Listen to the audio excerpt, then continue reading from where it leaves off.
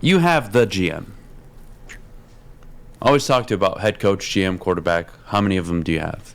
If you have 2 out of the 3, you can probably win your division most years. If you have all 3, you're a Super Bowl contender. I think you've got the GM. I think that's a check. You set it in stone. That is done. Do you have the head coach? Do you have the quarterback? I think the head coach right now and the quarterback right now, given the way they've played, the way they've coached over the last 7 games, are really starting to check some boxes here. So I look at this 2022 draft, Jeff, contributing across the board. No misses. Brad Holmes does it again. Mm-hmm.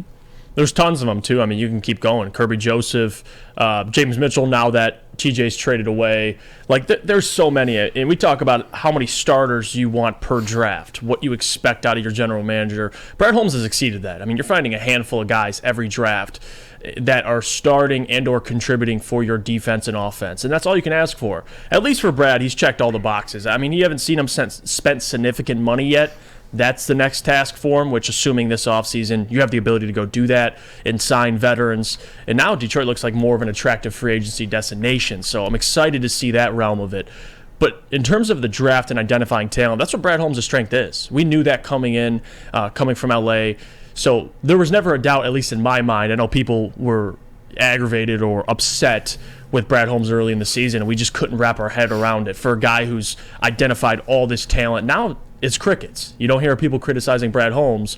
But to Dan Campbell, the narrative for Dan Campbell, too, brought in, and you see his press conferences last year, you won 3 games. He cried after his first win. Now looking back, winning 6 of 7, it seems like Dan Campbell's checking those boxes slowly. And more people are buying in, from at least from the fan base, including myself. I mean, I was always bought into Dan, but now you're starting to see it come to light, come to fruition. What the blueprint is to win, you're seeing it.